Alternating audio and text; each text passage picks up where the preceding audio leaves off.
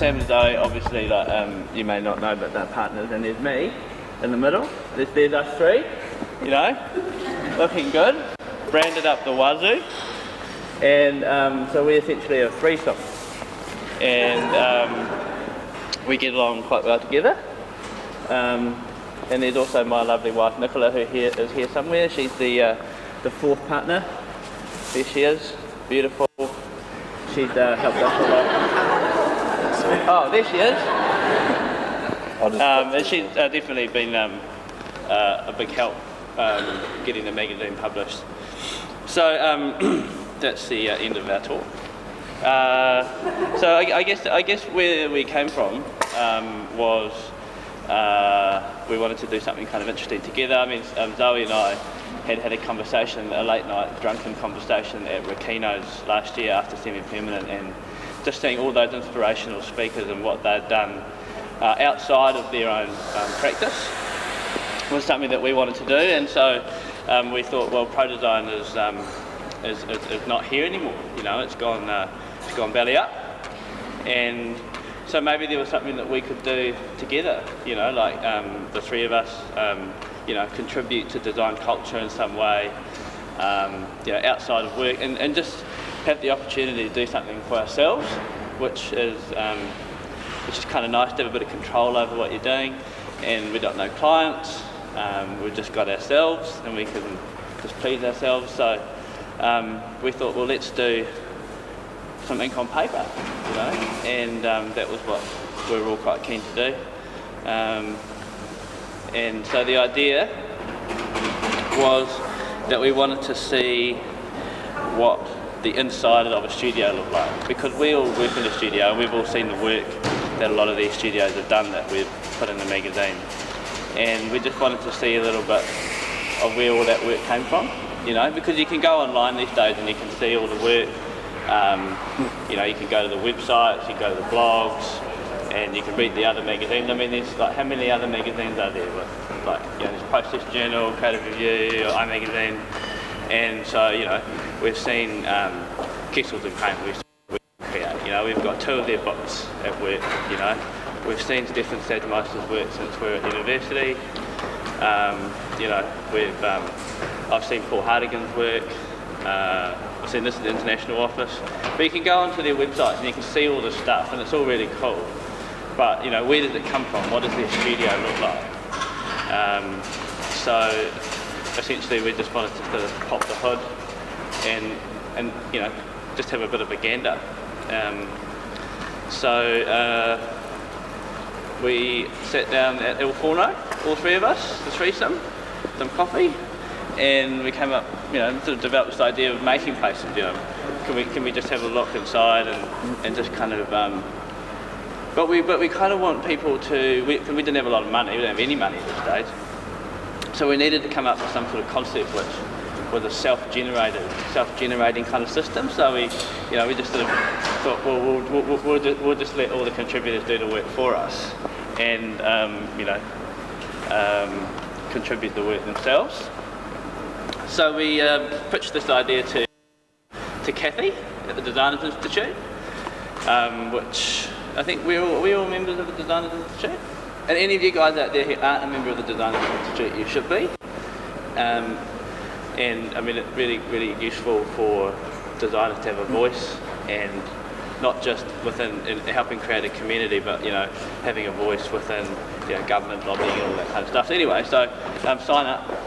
So Kathy gave us some money, which was very exciting, and some seed funding.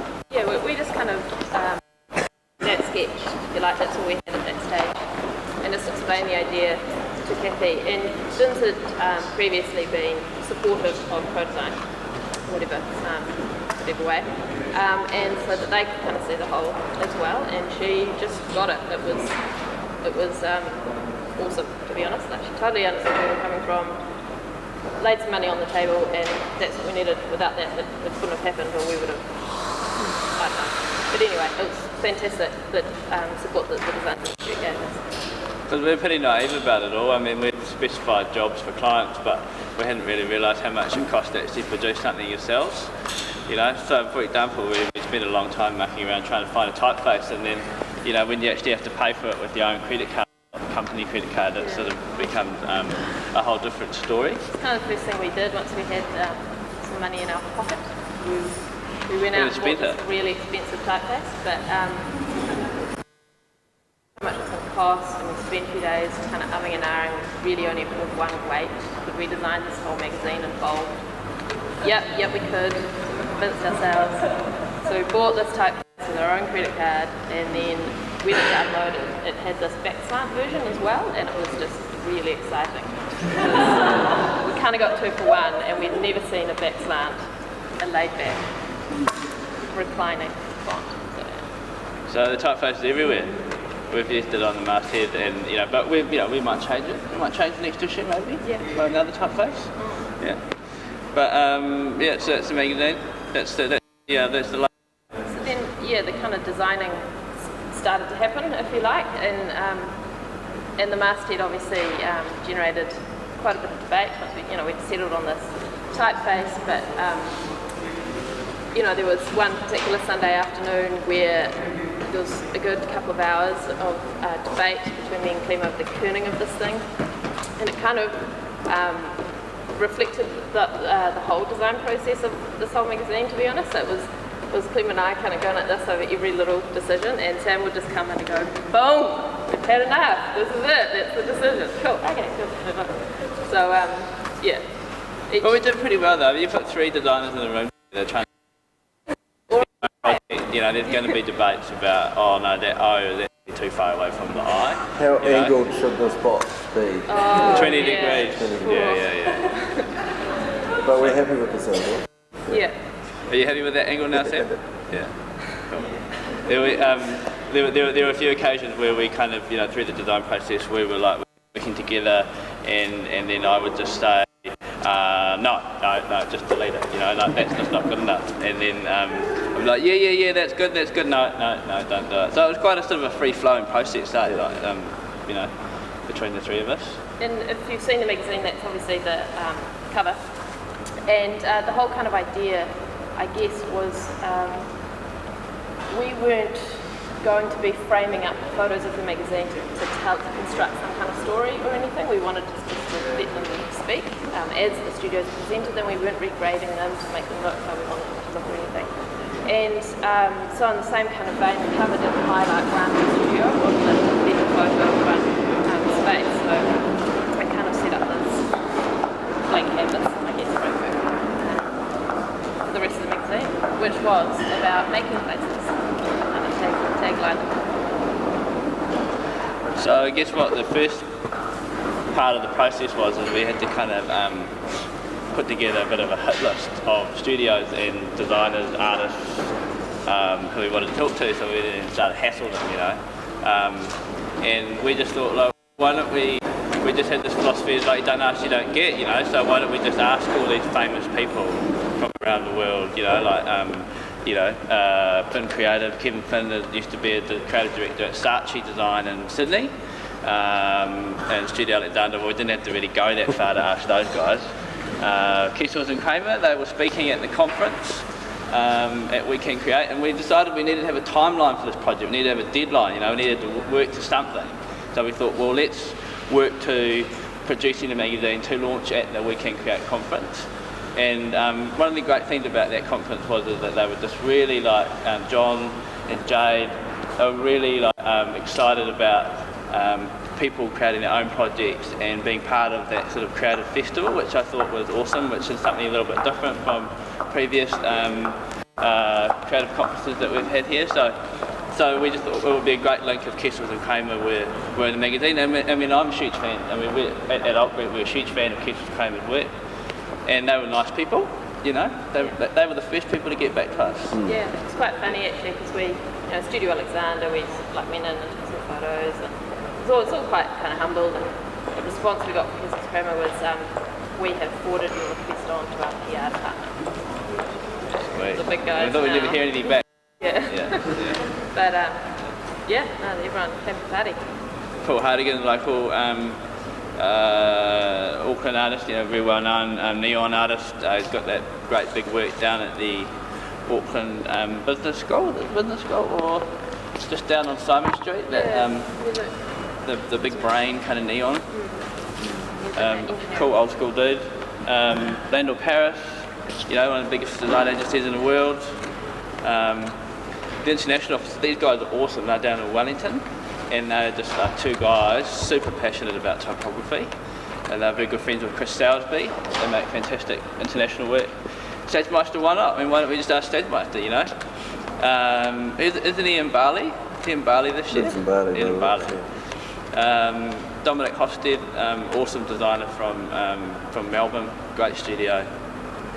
Catherine Griffiths, one of our best typographers. Bruce Conyu, her partner, who's a really excellent photographer. We met Leonardo Sinoli at, I don't know if any of you guys went to Type Sheet 11, which was down in Wellington a couple of years ago. Excellent conference that Catherine Griffiths organised, and he was this fantastic guy from Italy. He was mad as a snake, but a really, really good designer. And local Spit Fountain with Layla. Sam and I went to Texas a couple of years ago on a road trip in a Mustang, and we went and talked to DJ Stout at Pentagram, Texas. Such a nice guy. And so I guess what we did is because as I said before, we didn't want to do that much work, we just want to concentrate on the layout stuff. So we just set up a sort of a framework and a system to get content for the magazine. And so it was based around a photography brief. And, so we just asked these kind of questions. We also asked them these boring kind of questions, which some of them are kind of interesting, but some of them are not that interesting. So, first one. What have we got? Studio entrance. And I guess one of the interesting things was that when we put out the call for content, we were like, we're only going to get like 5 or 6 people, maybe to do a 32-page magazine. 32 pages, is that right? And it's like a palatable kind of print budget. We're like, cool. Yeah. We're on it. And we just got bombed with like all the stuff. Like we got, how many we sent out? 20. We got 16 back. Some of that. We got like 3 times what we needed. I think the thing was also there was the brief, and all these people were creative, so they had a brief and they had a deadline, and they just treated it like any other bit of work in the studio, really. So it just came back to us like just something on the list to do, really, and it was nice and simple. Because we're all designers, so we didn't want to make it too much work. Like we're really easy to do and grab a camera, click off some shots. And most studios have got quite good digital cameras these days, and so they could get kind of a nice image for the magazine. And the photography did vary, so some were taken by photographers as well. So you'd have some people pay money to be in our magazine. It's like, now we know it's really working. Yeah. So some people work at home. This is Finn Creative. He works from home. There were a couple of live-work kind of situations. Probably a little bit close to home. I probably couldn't do it. I know my wife did that for a year or so, and she didn't like it so much. It's much better to work with other people, I reckon. That's what I was going to say. We kind of were betting on the fact that people wouldn't send us crap photos because they were representing their own studio. So we weren't, They're going to put a bit of effort into it to the extent we people started employing professional photographers and stuff like that. So, wanted to be so proud of what they sent us. So we knew the formula was how we were going to work. So these are just a selection of the photos that we did get back in response to the various questions. But one of the things we kind of found out is that this sort of idea of looking inside studios is probably kind of in the zeitgeist a little bit. This image here is from Kramer, and it was taken by a guy called Paul Barbera, who's actually he's a freelance photographer, and we found later that he's actually been doing this project sort of around the world, taking pictures of studios from around the world. We actually opened up a book in a bookshop in Melbourne a few weeks ago, and I was like, come and look at this.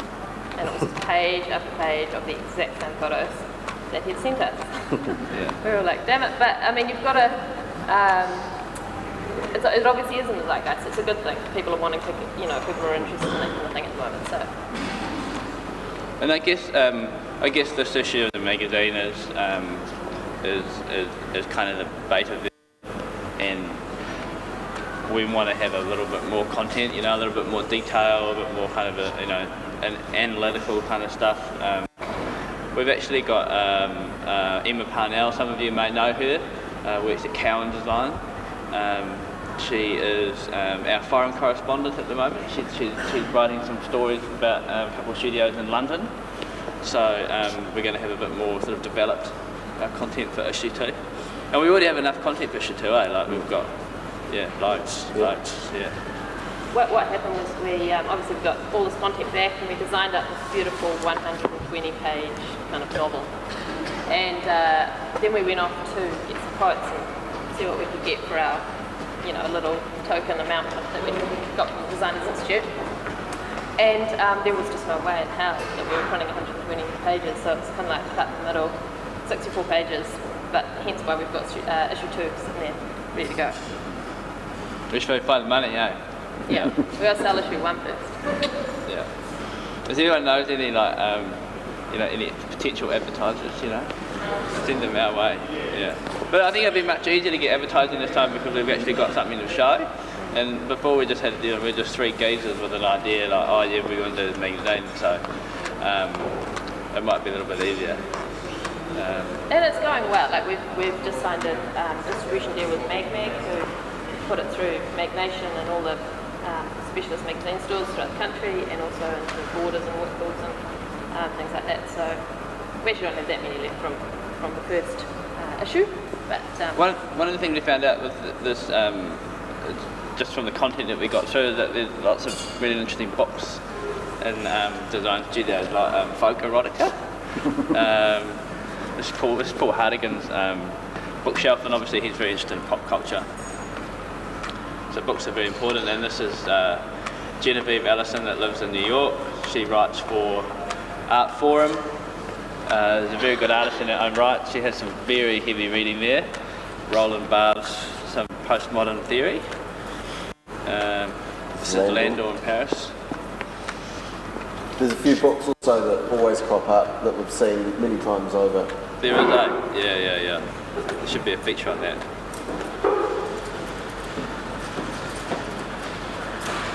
So, Workstation, this is Catherine Griffith's studio.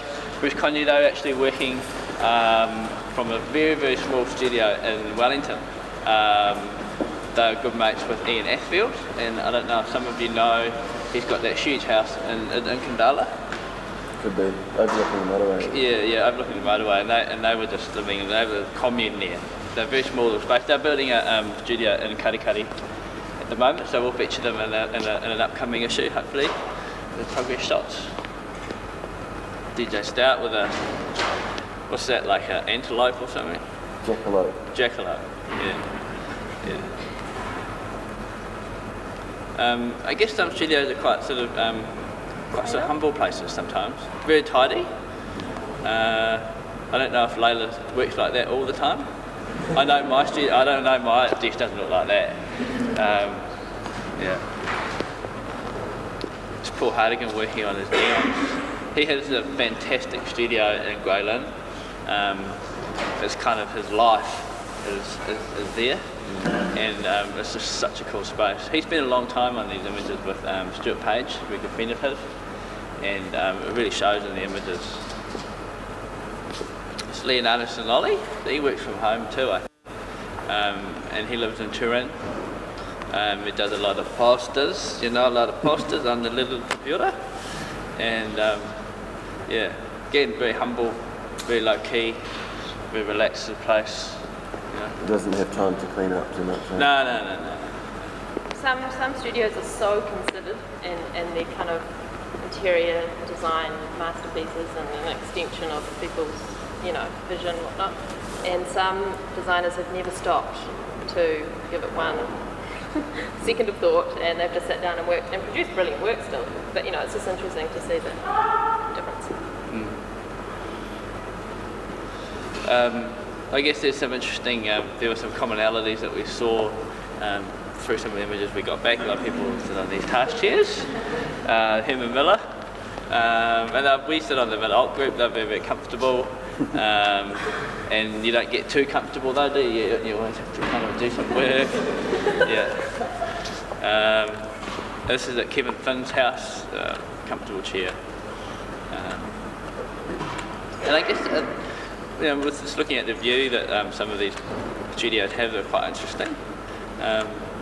Genevieve Allison, she works in Greenpoint in New York, which is I think a very sort of downtrodden, pretty grungy part of Brooklyn. That's her view outside the studio, and I think there's a swimming pool with some sort of white trash swimming pool complex. It's pretty cool.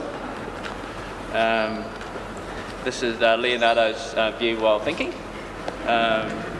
So yeah, it's pretty cool. He just seen a black slide. Yeah, black slide. Yeah. Typical New York scene outside of Sadmeister's studio. One of the things that they commented on in their questions that they really liked, that they've got these huge picture windows that look over this intersection in New York.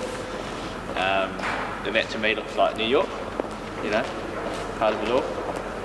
They've taken a long time to colour code that library and remember which book goes where. That's pretty cool. So I guess, the key takeaway of what we've been trying to do is we just want to see where the magic happens, We want to continue to do that. We want to see where people make all this great work. Born. And so a magazine was born. Oh look, There it comes. there it is. We So talk about the process of it. Yeah, well, it was printed by Horton Media, who we have to give a little plug to because they were fantastic, and they took our measly little budget and gave us a magazine for it. And part of how they made it possible was they stripped out proofs, so we had to kind of part with this thing very early on.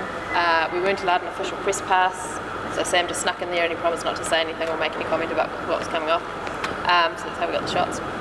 And they just did things like they made sure they gave us a format that fitted exactly on their role and there'd be no waste and all this kind of stuff. So they were, really fantastic. The covers were printed by Crucial Colour. Should also give them a plug because they gave us a good deal. So we wanted this. It was never going to be a big glossy number. It's, as you've seen from the content that we got back, it is quite kind of humble, and so the magazine needed to reflect that. But on the same token, we did want to sell these things, and to make them feel a little bit more special, we put a custom cover on them, so it wasn't all newsprint. But it's pretty nice newsprint printing because once you trim the edges off it, it looks pretty cool. It just looks like kind of a nice uncoated print. And I mean, because we just got quotes for uncoated, offset printing, and it was like crazy, like $10,000. I'll give you some figures. We wrote an email to these people. We've got $2,000, and they came back with quotes of $10,000 and $13,000, and we're like, what? Yeah. Did you not read that email? Horton Media comes back with a little bit more, but we kind of made it happen. They just got it and they understood, and they've used it as a promotional tool. And I saw Calvin, the sales rep, actually saw him on the road the other day with a copy in his hand, and he was off to go and show someone. They're using it and they're getting a lot out of it, so that's cool. Good poke thing, yeah. So we just had a really enjoyable time laying it out. Sunday afternoons, Wednesday evenings, a few beers. It was awesome, mate. It was really cool. And obviously, as mentioned before, we sure that we can create. We had a stand. We were so lucky. We had a really great stand opposite Magazino, Magnation, with one of our first customers. Yay! And now we think we're magazine moguls, but I think really we've got so much to learn about how we actually get these things going.